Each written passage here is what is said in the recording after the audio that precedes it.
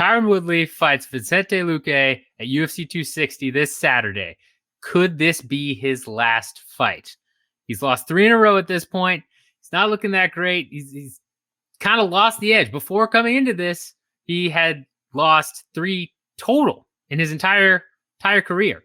And now he's lost to Usman, he's lost to Burns, and he's lost to Covington, all in pretty dominant fashion. We know he's had struggles with the promotion in the past where they've butted heads. Dana White has said that he's literally singled out Tyron Woodley, saying he's one of the hardest fighters to work with. If he loses on Saturday, does he get cut? Matt, I'll throw it to you first. You really have to entertain that idea as a possibility, because a former champion who gets paid a lot, like you said, already had struggles with negotiations and things like that with the organization, even though him and Dana would post up a picture, after a media obligation to be like, see guys, we're fine. You'd be like, okay. But yeah, 3 in a row, all dominant fashion. Hasn't looked competitive, hasn't looked like he wants to fight. It's all hinging on which Tyron Woodley shows up at this event. Is it going to be the same guy that, shocked the world when he knocked out Robbie Lawler? Is it going to be the same guy that had a pretty dominant title run when he had the belt, up until he didn't? So, and ever since that moment, he's just looked completely disinterested. So it's going to be interesting to see which guy shows up. And, there's also the possibility of if it's a lackluster win, that he still gets cut as well. So that's something that we have to keep in mind. I think it's not just win, but win and look like you're the old Tyron as well. His strength of competition has definitely been arguably the highest, right? When you're compared to any other welterweight, when you're looking at Kamaru, who's been just extremely dominant, Colby, who has really only lost to Kamaru since his loss to Warley Alvarez, I forget when, 193, I think, was his last loss before that.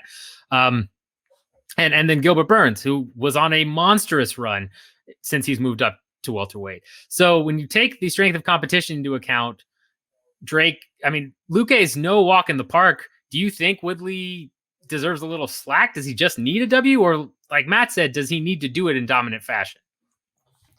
No, I don't think there's any slack here, because the guy hasn't won a single round in these last 3 fights and has given up several 10-8s, like so many that I can't even tell you how many. He's been just not competitive whatsoever in these last 3 fights. And I think a win will definitely save him, but a loss, there's no way that you keep him, even if it's close.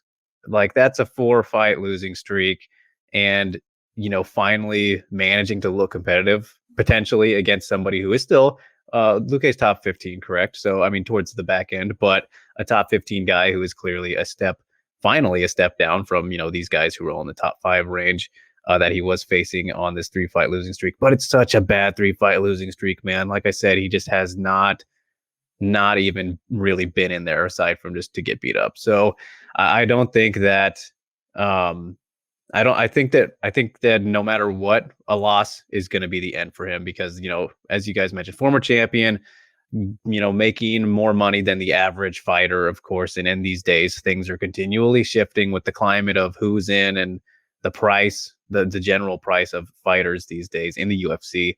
So I think that he absolutely needs a win for sure. And I don't even know if, like Matt mentioned, his interest level. It's very interesting to think about, because he's not a dumb guy. Like, I can't imagine that it would be hard for me to imagine that he's still realistically thinking about getting back to a title at this stage after having gone against those guys and how those performances have gone, unless he's just completely deluded about, what has happened. Like, I can't think that he can really believe at this stage that he can still make a run.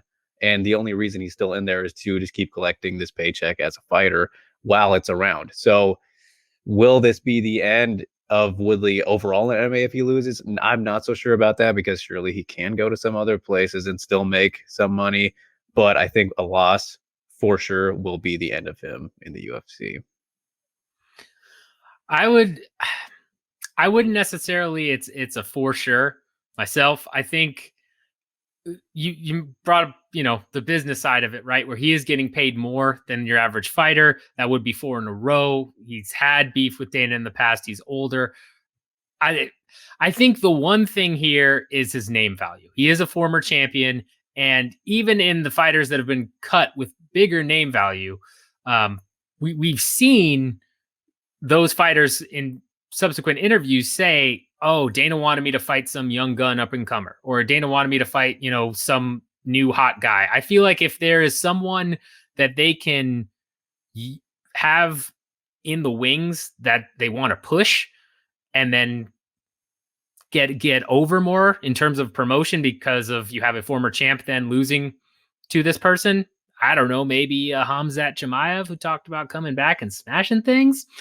I think that's the one way that Woodley can lose and still stick around. Otherwise, I'm in agreement that he's gone just for a myriad of reasons.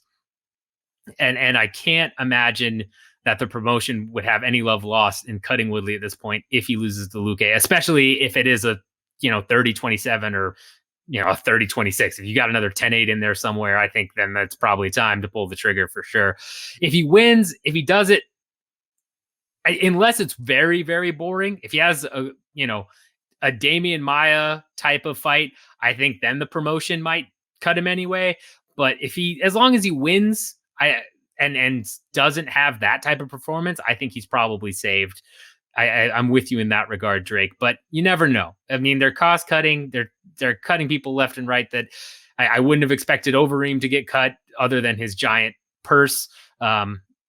Dos Santos, you could see that happening. And that's more of a situation where they didn't offer either of those guys, a new young buck up and coming, but heavyweight also doesn't have that necessarily. So it's hard to say at this point. Let us know in the comments if you think Woodley will get cut or may, retire after this fight if he loses. Let us know if you think he has a shot. If, we talked about not being interested and all of that. Is it a mental thing? Is it he's just past his prime? Let us know in the comments how you feel about this fight in general. And if you think Tyron Woodley does truly believe he can get back to a belt. With that in mind, I guess, for the sake of it, guys, either of you have Woodley winning this fight come Saturday?